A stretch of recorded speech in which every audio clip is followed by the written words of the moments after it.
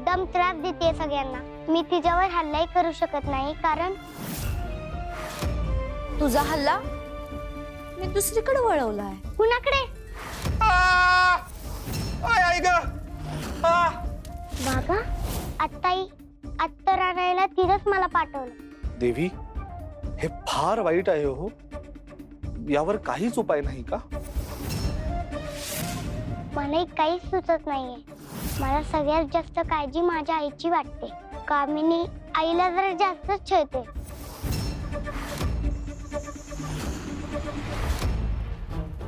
मालकाव थांबा. तुमचा हात कशा पाय वंगाळ करताय? त्या परिस्थितीनं मला जो त्रास दिला होता तोच त्रास तिला द्यायचा. गरम पाण्यानं मला भाजायचा डाव होता ना तुझा.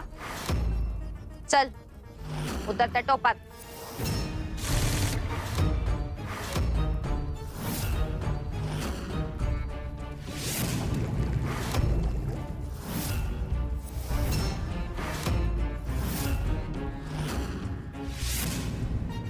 होऊ दे जरा तिला त्रास.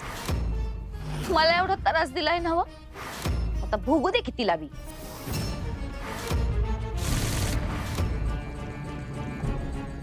या बाईनं जर हिचं बोलणं खरं केलं तर माझं अंग खरंच भाजून निघल. यांना तर काय बी बोलून उपयोगच नाहीये. कामिनी बाई, बराबर आहे तुमचं. तुम्हाला भाजलं ना, हिला बी शिक्षा व्हायच पाहिजे. ए गंगाई, बघत का उभी राहिलीस? चल उतर टोपात.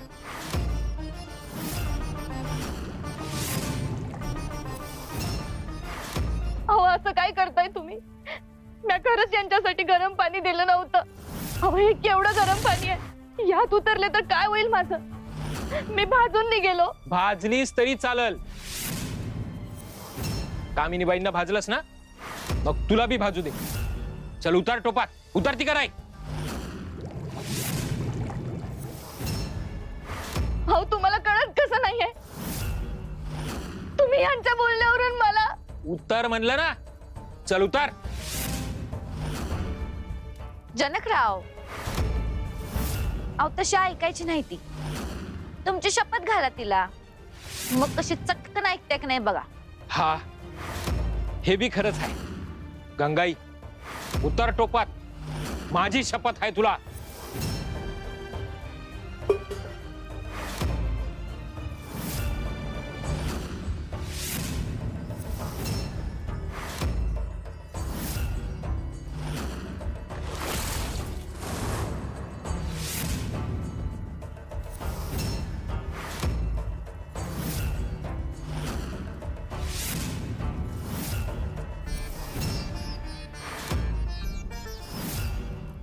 आईनं बाबांना जे वचन दिलंय त्यामुळे ती काही बोलू शकत नाही. एका क्षणात मी त्या कामिनीला चांगलाच धडा शिकवला असता, पण या वचनामुळे काय करावं कळतच नाहीये.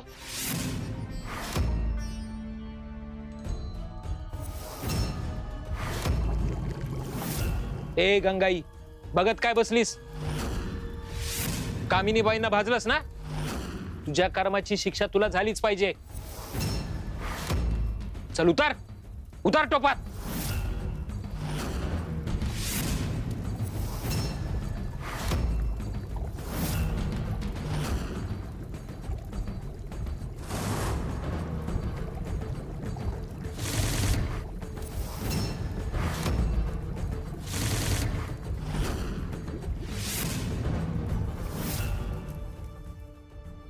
तू जाई, ते जे म्हणतील ते ऐकायचं वचन दिलंय मी त्यांना.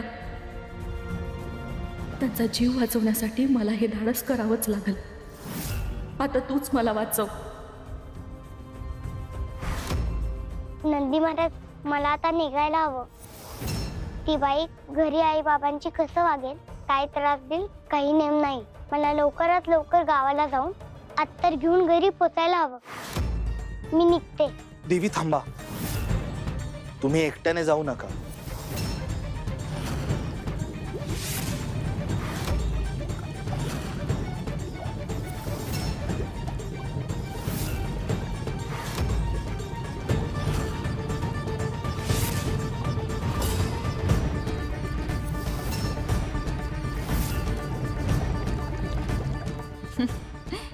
जा उकळत्या पाण्याचं चांगलीच अद्दल घडू दे तुला. आणि यावेळी तुला वाचवाय तुझी जगदंबा बी नाहीत.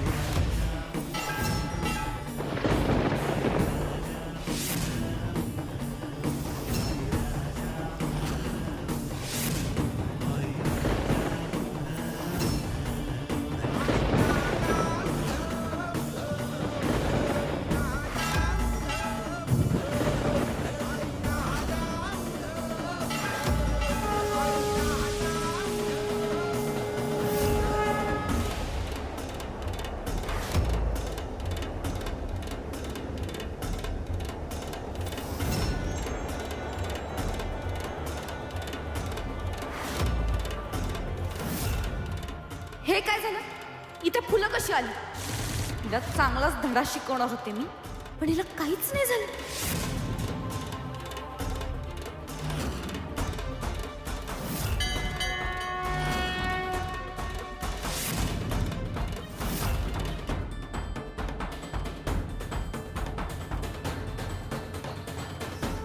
मला लवकरात लवकर गावाला जाऊन अत्तर घेऊन घरी पोचायला हवं. मी निघते. देवी थांबा, तुम्ही एकट्याने जाऊ नका, मीही तुमच्या सोबत येतो. चला.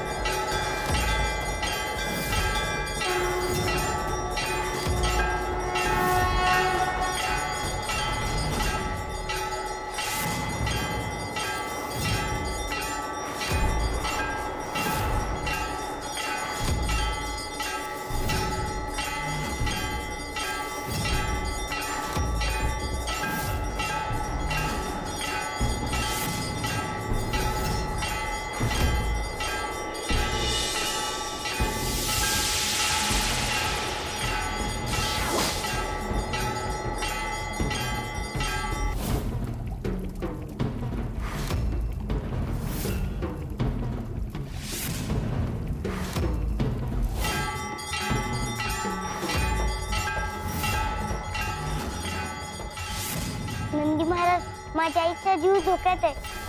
मला योग विद्येच्या मदतीने तिला वाचवायला हवं.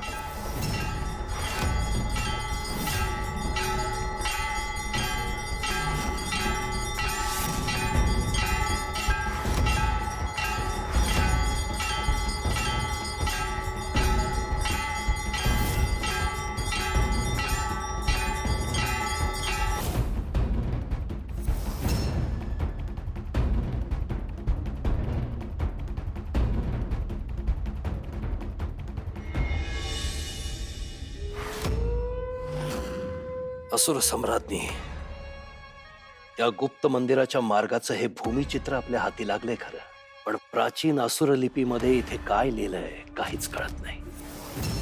आतापर्यंत केवळ हे वाचता आलंय.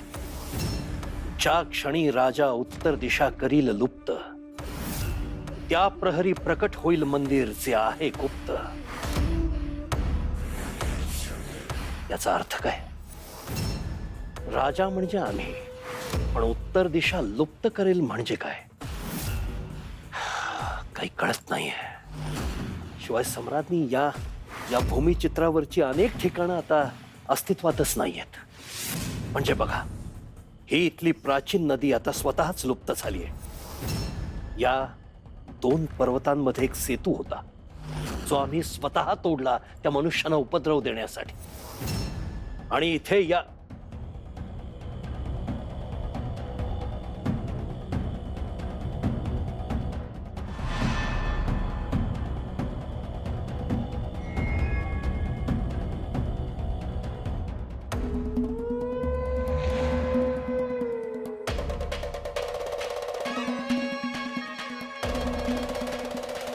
असुर नरेश, आज कितीतरी दिवसांनी आपल्याला असा एकत्र वेळ मिळतोय. खरंय सम्राज्ञी, आम्हालाही तुमच्या सहवासात इतक्या दिवसांनी खूप आनंद मिळतोय. एक नवं ध्येय गाठताना आपण आमच्या साथीला आहात आणि आपली ही साथ आपल्या इतकीच सुंदर आहे, लोभस आहे.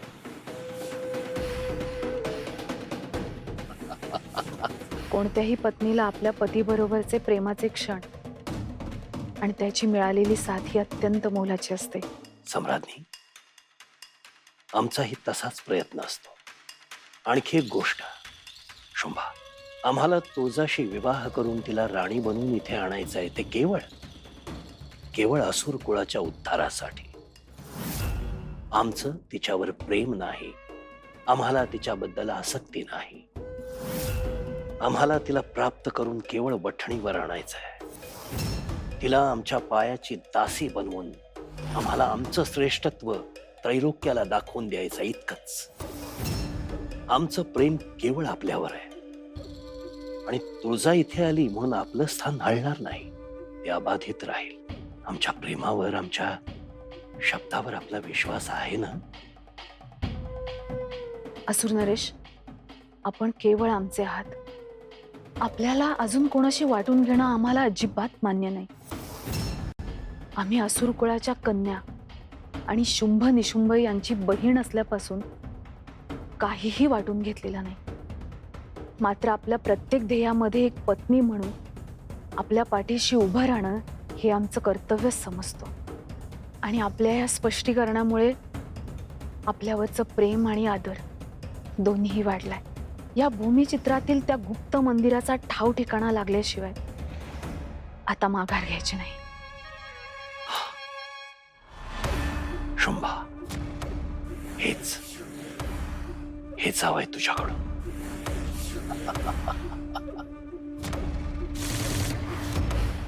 कामिनीबाई, अहो अहो ऐका तरी, ऐक. काय बी ऐकायचं नाही मालक. तुमच्या बायकोनं मला भाजलं आणि तुम्ही फक्त बघत बसला. शिक्षा बी झाली नाही तिला. अहो तुमच्या समोर टोपात उतरवलं होतं तिला. आता तिला काही झालंच नाही, त्याला मी तरी काय करणार? तिनंच काय तर लबाडी केली असणार. ले पोचलेली बाय हाय ती. तुम्ही सामन्याने फसवलंय मला. जावा.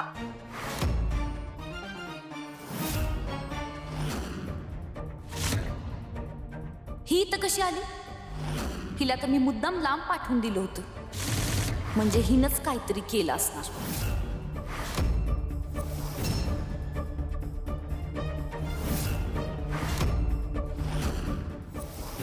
काय ग, तू परत कशी आलीस? मी तुला शेजारच्या गावात आत्ता आणाय घालवलं होतं नव.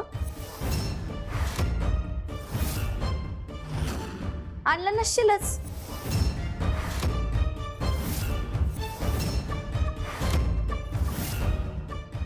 बघितलं मालक कसं मुद्दाम करतात दोघी. ही तुमची पोरगी माझा एका शब्दानं ऐकत नाही. आणि ही तुमची बायको, ही तर मला भाजून टाकाय निघाली होती. दोघी मुद्दाम त्रास देतात मला. मी तर राहू नये असंच वाटतं यांना. जगदंबा, तू अत्तर आणलं नाहीस का? ऐकत नाहीस तू? अहो कशाला आणल ती? माझी काही किंमतच नाही दोघीसनी. म्हणून मी तुम्हाला म्हणलं होतं घरी नग यायला. तुम्ही हट केला म्हणून आली मी.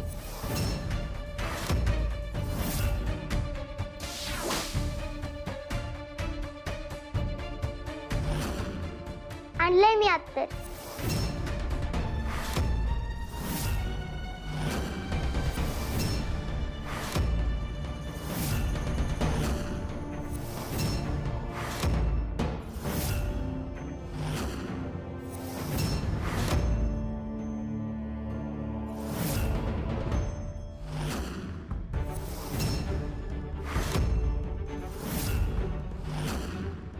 तू तू एवढ्या लवकर शेजारच्या गावात नात्तर कशी घेऊन आलीस? मी धावत गेले होते.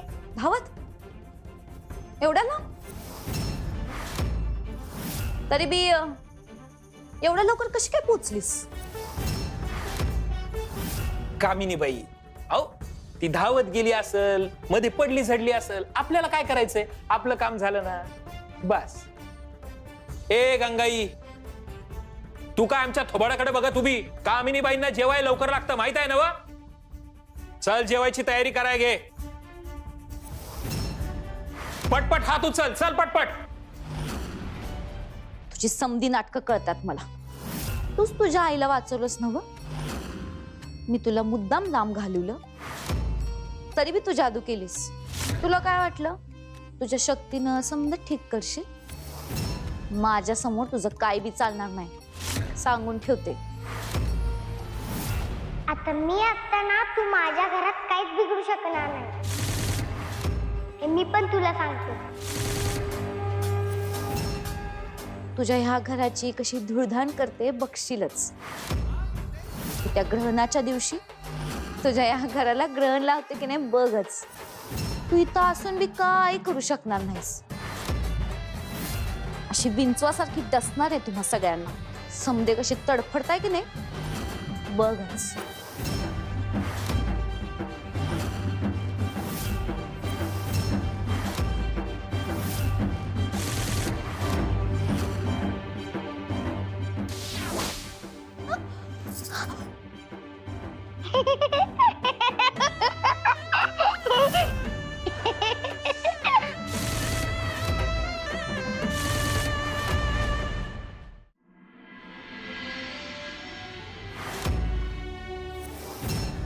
गंगाई, अगे गंगाई, अगं एवढा मोठा भारा घेऊन तू निघाली आहेस, पण हे काम तर जनक बाबा करतात ना. जनक बाबा कुठं गावाला गेले ती काय? अगं तुझी काळजी आहे त्यांनासनी, तुला त्रास होईल असं काय बी काम करू द्यायचे नाही ते. अगं जनक बाबा खरंच गावाला गेले असतील. आता जनक बाबा काय गावाला गेले नाहीत? अगं ते वेगळ्याच राज्यात रमले आहेत, कामिनीबाईंच्या मनाच्या राज्यात. अगं खरंच तुम्हाला ती म्हण माहितीये का? लोकांस सांगे बरम ज्ञान आणि आपण कोरडे पाषाण. जनक बाबांनी ती म्हण खरी केली बघ.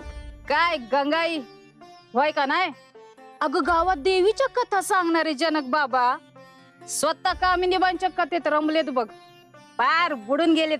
अहो रात्र तिचाच ध्यास, तिचाच जप आणि तिच्याच आवती भोवती लाळ घोटेपणा करतात. खाल मुंडी आणि पाताधुंडी हा हिचा नवरा. गंगाई, अगं कुठं निघालीस? घरी? अगं घरी जाऊन काय थिरू बघायला मिळणार आहेत? ठाव आहे की तुला? घराची काय अवस्था करून ठेवलीये बघशीलच. अहो काय बोलताय हे सुंदराबाई तुम्ही? अगं जे आहे तेच बोलते मी. पोदरचं कशाला बोलू? ज्या घरासाठी एवढा आटापिटा करतेस त्या घराची काय अवस्था झाल्या जा बघ जरा.